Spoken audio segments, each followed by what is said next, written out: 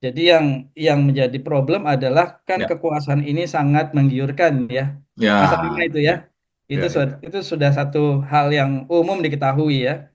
Dan biasanya yang berkuasa itu akan mempertahankan kekuasaannya begitu ya Hmm. dengan cara-cara demokratik maupun non demokratik. Nah, dengan tadi mekanisme bahwa ini akan terjadi kimisasi di mana Ya, ini adalah terdiri dari partai-partai koalisi yang mendukung penguasa yang berkuasa ya, dan kalau memang ada umur saya kira Pak Prabowo bukan tidak mungkin akan 2 periode kan ya, karena ya, nyaris betul, tidak betul. ada lawan yang signifikan nih so far ya. Ya, Nah, ya. itu kan berarti dengan kata lain approval politiknya ya mungkin hingar-bingar siapa di mana itu rame ya. Tapi approval akhirnya itu kan milik segelintir orang. Dalam hal ini adalah pimpinan koalisi. Ya, ya, Nah, ya. kalau dulu Pak Harto bekerja sendirian sebagai oligark sultanistik ya, bisa dikatakan begitu. Kalau sekarang ya mungkin Pak Prabowo tidak terlalu sendirian, tapi tetap elitis dan tetap berpusat di Jakarta akhirnya. Ya, ya. Dan itulah esensi dari post demokrasi atau neo otoritarianisme gitu ya dalam perspektif demokrasi yang memang menghendaki harusnya tidak seperti itu ya. Jadi dalam perspektif demokrasi situasi itu bisa disebut sebagai post demokrasi atau neo otoritarianisme begitu karena ditentukan oleh segelintir orang, Oke, oleh Prof. pusat karena sudah menjadi rahasia umum bahwa pilkada kita ini mahal karena demikian maraknya money politics begitu ya. Ya, ya, ya, ya. Nah, sehingga seolah-olah pilkada itu sudah agak identik. Nah, ini yang mengkhawatirkan kita semua, agak identik dengan pesta demokrasi di mana makna pesta itu adalah nah ini makna pesta itu adalah bukan bagaimana kedaulatan rakyat ditunjukkan setinggi-tingginya, Ya, ya. diselebrasi dengan semaksimal mungkin, tapi pesta itu ya hanya sekedar canda tawa, ketawa-ketawa karena mendapatkan uang yang tidak Bagi-bagi seberapa. uang.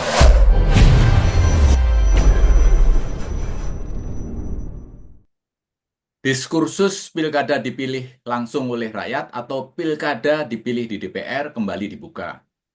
Apakah pilkada dipilih DPR ini relevan dengan sistem demokrasi yang sedang kita bangun ini?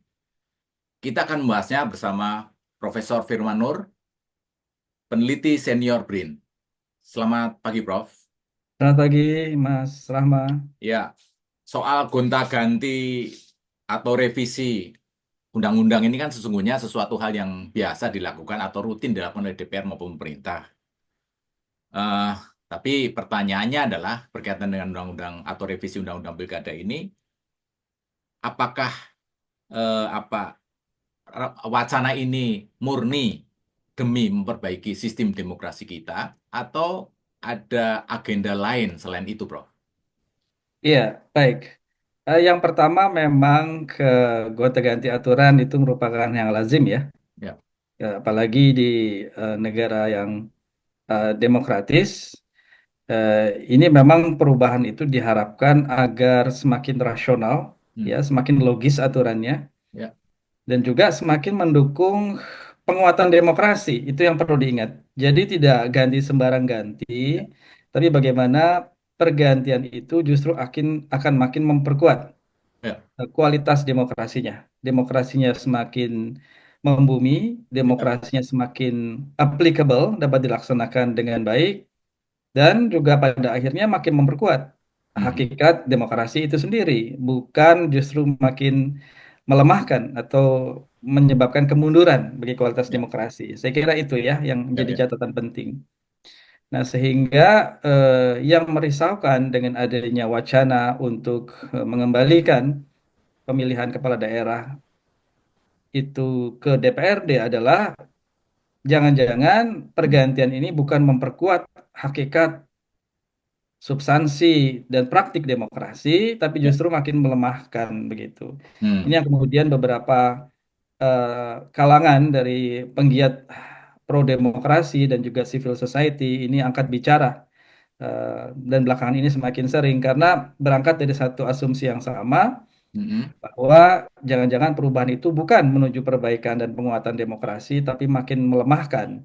Dan ini pasti akan menjadi hal yang sangat-sangat kontraproduktif bagi suatu negara yang mengklaim sebagai negara demokratis seperti Indonesia, karena pelaksanaan demokrasi selama ini itu sudah mulai dianggap stagnan ya. Apalagi nanti dengan ada kebijakan seperti ini, ya, bukan makin memperkuat pastinya, Ya, tapi juga makin melemahkan. Nah itu. Nah kemudian di tengah itu semua muncul beberapa asumsi, ya, spekulasi bahwa ini ada persoalan politik yang bersifat khas gitu ya atau eksklusif ya, ya, di ya, balik dikeluarkannya wacana ini. Nanti biar rezim waktu yang menjawab gitu ya, mana yang benar gitu ya ya, asumsi ya. atau spekulasi itu. Tapi kalau kita boleh menduga-duga dalam real politiknya ini kan dengan adanya wacana itu, maka itu kan akan kembali ke DPRD ya, ke Ya, ya, DPRD. ya, ya. Itu jelas tidak ada perdebatan bahwa itu konstitusional. Artinya, jadi yang menjadi problem adalah kan Ya, kekuasaan ini sangat menggiurkan ya. Masalahnya ya, itu ya. ya, ya, ya, Itu sudah satu hal yang umum diketahui ya. Dan biasanya yang berkuasa itu akan mempertahankan kekuasaannya begitu ya Hmm. dengan cara-cara demokratik maupun non demokratik tapi intinya adalah ingin mempertahankan ingin memperluas kekuasaan dan itu hal yang biasa kami semua ilmuwan politik atau mahasiswa ilmu politik itu sudah dapatkan rasakan ketika kita berkuliah di ilmu politik Ya. semester 1 bahwa Hmm. memang kekuasaan itu bagi para penguasa itu menggiurkan dan cenderung untuk ingin dipertahankan. Nah, dalam skema seperti itu, Ya. maka bisa dibayangkan bahwa kalau memang akhirnya ditaruh di DPRD, Hmm. eh, akan ada semacam anjuran atau bahkan instruksi baik dari para elit di pusat agar sedapat mungkin memenangkan pertarungan di tiap DPRD. Ya Hmm. kan? Ya, ya, Karena ya, ya. karena itu hal juga yang alamiah ya. Ya. Nah, Nah, karena kekuatan Kim ini sudah pasti mayoritas dimanapun Betul. di Indonesia, di sebelah manapun gitu ya, dimanapun dia berada, maka sudah dapat dibayangkan pasti pemenangnya Kim. Hanya tinggal siapa mendapat apa, kapan dan bagaimana. Itu kan kata Harold Laswell ya. Ya, Nah, ya, di ya. sini akan bisa dibayangkan bahwa bisa jadi nanti ada satu pembagian kekuasaan di antara pendukung Kim untuk mendapatkan kekuasaan secara proporsional, begitu. Ya, ya. Jadi yang misalnya ini yang Pak ketika pileg itu dapat proporsi lebih besar, maka dia mungkin akan mendapatkan proporsi kepala daerah lebih banyak, begitu ya. Ya, ya. Nah, itu sudah tinggal di kesepakatan bersama saja di wilayah ini siapa yang akan jadi pemenangnya dan itu tinggal diinstruksikan saja bahwa eh, Kim yang mana yang nantinya akan berkuasa di daerah itu sehingga bisa terbayangkan terjadinya kimisasi ya, kimisasi terutama di 2029 mungkin ya. Ya, ya, ya, ya, ya. Itu kimisasi yang semua itu kerja-kerja elit saja karena juga rakyat kan sudah tidak boleh lagi memilih ini ya karena DPRD kan itu artinya Ya, rakyat ya. tidak boleh memilih lagi itu. Ya, ya. Eh, Hak memilih hanya milik elit khususnya mereka yang ada di DPRD gitu kan ini kan jadi elitis sebetulnya. Nah itu haknya sudah dikebiri dan diserahkan begitu saja ke DPRD yang kita sudah tahu DPRD itu orientasinya pasti memenangkan kekuasaan yang tengah berkuasa saat itu sehingga dalam bayangan mereka yang menolak kembali ke DPRD ini Indonesia akan diseragamkan gitu ya. Tidak ada kekuatan alternatif untuk bisa memberikan yang terbaik begitu ya. Karena kadang pilihan elit itu belum tentu sama dengan pilihan Hmm. masyarakat. Ya, ya, ya. Bahkan dari beberapa survei menunjukkan DPRD itu salah satu lembaga DPR ataupun lembaga perwakilan itu salah satu lembaga yang dianggap punya jarak dengan rakyat. Rakyat tidak merasa diperjuangkan, katakanlah begitu ya. Sehingga ini membenarkan bahwa kerja-kerja DPRD itu kerja-kerja elitis dan bisa jadi mindset elitis itu juga tercermin ketika mereka memilih kepala daerah yang belum tentu merupakan keinginan dari rakyat begitu ya. Ya, Keinginan dari elit ya, tapi belum ya. tentu keinginan dari rakyat begitu.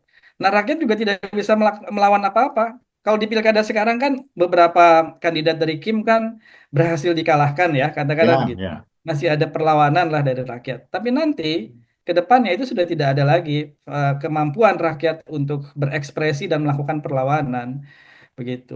Nah, itu yang menjadi kekhawatiran sehingga kesimpulannya adalah jangan-jangan kebijakan ini eh, tidak semata masalah yang disebut sebagai efisiensi, melawan money politics, eh, membuang hal-hal yang percuma begitu ya, tapi jangan-jangan memang ada agenda politik karena terbaca sekali endingnya akan seperti apa.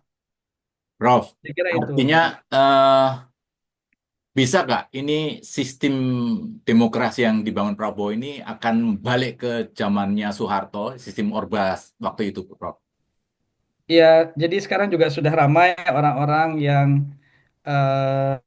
mengatakan ini Orba 2.0 gitu ya. Ada yang mengatakan kalau Jokowi New Orba, kalau ini udah Orba gitu lah. Ya itu pandangan-pandangan yang saya kira mengomentari perkembangan kekinian ya terkait dengan usul Presiden kita Pak Prabowo itu tadi. Nah persoalannya memang di zaman Pak Harto itu kan kepala daerah ditunjuklah apa ya ditentukan ya oleh Ditentukan oleh Presiden Presiden. gitu ya. Betul. Sebagai misal saya masih ingat misalnya di Riau itu sepanjang sejarahnya karena itu adalah daerah modal ya penghasil minyak terbesar waktu itu sebagai modal finansial bagi Orde Baru. Oke. Itu tidak ada kepala daerah yang asli orang Riau gitu. Hmm. Biasanya orang Jawa dan tentara gitu ya Ya, karena ya, punya rata-rata tugas untuk tentara, betul. melindungi wilayah modal itu. Nah, intinya adalah ini semua kehendak pusat. Nah, dengan tadi mekanisme bahwa ini akan terjadi kimisasi di mana Ya, ini adalah terdiri dari partai-partai koalisi yang mendukung penguasa yang berkuasa ya, dan kalau memang ada umur saya kira Pak Prabowo bukan tidak mungkin akan 2 periode kan ya, ya, karena nyaris betul, tidak betul. ada lawan yang signifikan nih so far ya. Ya, Nah ya, itu kan berarti dengan kata lain approval politiknya ya mungkin hingar-bingar siapa di mana itu rame ya tapi approval akhirnya itu kan milik segelintir orang dalam hal ini adalah pimpinan koalisi. ya, ya, Nah, ya, kalau dulu Pak Harto bekerja sendirian sebagai oligark sultanistik ya, bisa dikatakan begitu. Kalau sekarang ya mungkin Pak Prabowo tidak terlalu sendirian, tapi tetap elitis dan tetap berpusat di Jakarta akhirnya. ya, ya. Dan itulah esensi dari post demokrasi atau neo otoritarianisme gitu ya dalam perspektif demokrasi yang memang menghendaki harusnya tidak seperti itu ya. Jadi dalam perspektif demokrasi situasi itu bisa disebut sebagai post demokrasi atau neo otoritarianisme begitu karena ditentukan oleh segelintir orang, Oke, oleh Prof. pusat dalam hal ini. Prof, kalau oke Ya. lah, kita akan melihat bahwa dalam para pegiat pro demokrasi dan berbagai masyarakat civil society mengarah kepada ada hal yang sifatnya yang berkaitan revisi pilkada ini perlu dilakukan, dilakukan evaluasi. Kira-kira hal yang paling substansi, yang paling penting direvisi dalam undang-undang atau revisi undang-undang pilkada ini apa, Prof? Ya, saya kira memang peran partai politik harus lebih genuine ya. Artinya motornya, nyawanya itu kan partai politik. Oleh Ya. karena itu memang partai politik ini harus didesain sedemikian rupa sehingga memang menjadi aktor yang memang memperjuangkan nilai-nilai demokrasi dengan tidak memberikan peluang terjadinya elitisme di dalam partai ataupun melakukan hal-hal yang pada dasarnya melanggar spirit demokrasi ketika pilkada itu dilakukan karena sudah menjadi rahasia umum bahwa pilkada kita ini mahal karena demikian maraknya money politics begitu ya. Ya, ya, ya, ya. Nah, sehingga seolah-olah pilkada itu sudah agak identik. Nah, ini yang mengkhawatirkan kita semua, agak identik dengan pesta demokrasi di mana makna pesta itu adalah nah ini makna pesta itu adalah bukan bagaimana kedaulatan rakyat ditunjukkan setinggi-tingginya, Ya, ya. diselebrasi dengan semaksimal mungkin, tapi pesta itu ya hanya sekedar canda tawa, ketawa-ketawa karena mendapatkan uang yang tidak Bagi-bagi seberapa. uang. Itu. Bagi-bagi Jadi uang ya, Pak. berbagi uang yang tidak seberapa, kenapa tidak seberapa? Karena kalau diukur 5 tahun ke depan, ya itu sangat minim sekali yang didapatkan oleh rakyat kan. Ya, ya, ya. 200.000 untuk 5 tahun misalnya itu kan peanut itu ya. Ya, ya. Nah, tapi makna demokrasi yang seperti ini yang tidak dikoreksi oleh siapapun, bahkan semakin dirayakan seperti itu bentuknya dan dibiasakan oleh partai-partai politik dan didiamkan oleh pemimpin-pemimpin kita. Hmm. Nah, harusnya makna pesta itu tadi, yang salah itu tadi itu dikoreksi oleh mereka yang tahu, termasuk para pimpinan politik kita. elit-elit kita yang berkampanye lah Ya. semaksimal mungkin dengan berbagai macam media untuk membenarkan makna demokrasi, kampanye, pemilu, pesta demokrasi, sehingga rakyat paham apa esensi di balik itu semua, yang intinya adalah merayakan terjadinya situasi di mana rakyat yang menentukan, dan itu adalah hakikat dari people sovereignty atau kedaulatan rakyat. Itu maksudnya dari pesta tadi. Artinya, Prof, kalau ini kan soal money politik, bagi uang, itu kan sepertinya Bawaslu gitu misalnya, atau tindakan apa ya, punishment bagi peserta pemilu itu seolah-olah tidak pernah teratasi ya, atau tidak pernah dibereskan dengan berbagai alasan. Bawaslu mengatakan, oh, pokoknya ada dalih-dalihnya lah, Prof. Nah, ini apakah itu yang membuat sehingga apa, money politik ini menjadi sesuatu yang kayaknya menjadi tradisi saja, Betul. nggak bisa di nggak bisa di stop. Bahkan kalau saya merasakan apa yang disampaikan Prof, bahwa ini kan sesuatu yang urgent ini, yang mendesak sekali agar pesta demokrasi tadi benar-benar pesta tentang kedaulatan rakyat gitu loh. Gimana itu, Prof? Iya betul, saya kira memang salah satu variabel mengapa maraknya money politics adalah karena mungkin ini bahasa memperhalus ya, penyelenggara yang memang perlu semakin dikuatkan lagi gitu ya. Ya, Bagaimana dia bisa tegas terhadap terjadi berbagai macam pelanggaran, ya, dan sikap ketegasan itu sebetulnya bagian dari hakikat integritas ya, penyelenggara pemilu yang memang harus terus dipelihara, terus dijaga, terus ditingkatkan. Nah, hanya saja memang kita punya problem di sini Mas Rahma terkait dengan masalah penyelenggara dan integritas, di ya. mana banyak yang mengatakan akar persoalannya adalah sudah ada sejak proses seleksi dari para komisionernya gitu Oke. ya, di mana campur tangan kekuasaan itu demikian masif, Ya, ya, ya. keterlibatan partai-partai politik itu demikian luar biasa, sehingga masalah independensi, integritas yang nantinya berujung pada kinerja yang baik, Ya, ya, termasuk ya. berani mengambil keputusan untuk melawan segenap praktik yang melanggar hakikat dari penyelenggaraan pemilu yang bebas dan adil itu, jurdil itu menjadi terhambat Hmm, ya, hmm, hmm, karena hmm. ada semacam keterkungkungan gitu ya, sejak awal mereka sudah terikat secara politik Ya, sehingga ya, tidak bisa ekspresif lah katakan begitu ya, tidak ya, bisa ya. maksimal ketika menjalankan tugasnya. Nah, oleh karena itu memang pembenahannya ya, kalau terkait dengan Bawaslu saya kira salah satunya adalah pembenahan sejak dini, Hmm, yakni membebaskan eh, proses rekrutmen Bawaslu itu dari anasir-anasir politik yang tidak bertanggung jawab, yang intinya adalah ingin mengendalikan Bawaslu ya, ya. demi kepentingan tertentu begitu. Oke, Jadi Prof. memang Mas Rahma kompleks ya, Ya, ya, ya, penyelenggaranya juga, aktor-aktor partai politiknya seperti yang saya katakan juga gitu ya, ya, ya, masyarakat juga yang belum teredukasi, kemudian juga belum mandiri secara ekonomi, ya, ya, itu ya, jadi ya. sasaran empuk bagi money politics akhirnya. Oke, oke, Prof. Pertanyaan terakhir, Prof. Ya. Akhirnya kita berandai-andai, pemerintah dan DPR ngotot dan akhirnya memutuskan pilkada dilakukan di DPRD ini akan diketok palu. Nah, apa yang mesti dilakukan oleh pegiat pro demokrasi agar revisi yang berkaitan dengan pilkada dipilih di DPR ini bisa kita batalkan, Prof? Iya, masalahnya kalau sudah masuk dalam ranah wah, pembuatan kebijakan itu kan sudah ranah DPR dan Ya, presiden ya. ya. Kita sudah kehilangan suara di presiden pasti. Nah, DPRD juga ya komposisi koalisinya so far masih cukup memfavoritkan ide dari Pak Prabowo ya. Entah mungkin nanti ada yang disenting gitu ya dari Ya. koalisi Kimnya gitu ya. Mhm. Ya kita lihat Mas Rahmat seberapa besar keberanian itu bisa Hmm. dijalankan oleh beberapa partai.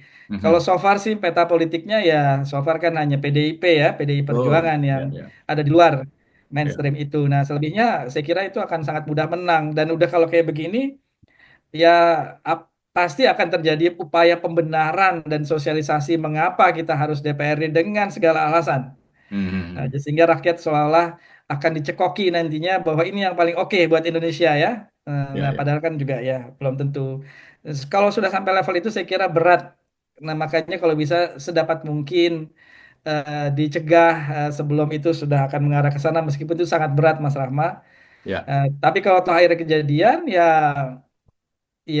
ya sudah sangat sulit sehingga perbaikannya masih sangat sangat normatif. Perbaikannya ke depan adalah kami semua berharap bahwa nanti partai-partai itu bisa melahirkan atau menelurkan ya, wakil-wakil rakyat yang memang pro kedaulatan rakyat. Itu harapan kita ya. ya, Sehingga ya, nanti ketika ada prosesi pemilihan, mereka akan melawan dengan hati nurani ya, melawan kepentingan perintah pimpinan partai ya, ya, ya. dengan nuraninya. Tapi apakah itu possible? Nah, ini kan secara logika juga susah ya. Prof, Gitu. kan kemarin yang waktu pilkada, undang-undang revisi pilkada yang sempat ada gerakan massa yang lumayan masif gitu ya. Itu menurut saya kan salah satu alternatif ya untuk melakukan apa ya istilahnya untuk mengingatkan gitulah, Ya, mengingatkan ke betul. DPR maupun mungkin ke pemerintah bahwa Ya, jangan main-main dengan rakyat. Yang ya, kedua menurut saya adalah judicial review di ya. Ya. MK. Apakah dua ini sebenarnya masih efektif, Prof? Ya, kalau melihat kacamata lihat kasus MK kemarin, ya masih ada harapan ya, Mas Rahma ya. Ya, Kemudian juga kita juga masih berharap dari MK-nya nih sebagai garda terakhir katanya ya, ya, ya, ya, ya. garda terakhir demokrasi. Jadi masih ada harapan gitu ya. Ya mungkin saya kira itu juga masih bisa malah menjadi alternatif. Tapi persoalannya kan eh saya kira kekuatannya terbelah. Kalau yang kemarin terakhir kan itu masif sekali ya. Emang itu Ya, pelanggarannya luar biasa fatal gitu ya. ya, ya, ya, Sehingga ya. hampir semua kekuatan masyarakat sipil dan akademisi bersatu. Ya. Tapi kalau sekarang saya kira ada beberapa mereka yang cenderung setuju juga dengan DPRD, bilang ke DPRD gitu ya. Ya, Ada ya. beberapa akademisi yang dengan logika akademisnya mendukung Hmm. begitu kan sehingga Oke, oke. eh, ti- tidak comparable dalam makna tidak bisa dibandingkan dalam makna tidak semaksimal yang sebelumnya gitu Oke. ya dalam hal ini MK-nya ya ketika kasus MK dengan kasus sekarang. Selebihnya juga di MK ya untung-untungan lah saya bisa katakan demikian ya mungkin ada beberapa hakim yang memang pro Ya, DPRD ya, ya. atau juga yang tidak gitu mudah-mudahan mayoritas nantinya tidak gitu. Oke, Prof. Oke, Prof. Terima kasih Sama-sama diskusinya, Mas pembahasan Rahman. ini. Semoga demokrasi kita baik-baik saja, Prof. Amin.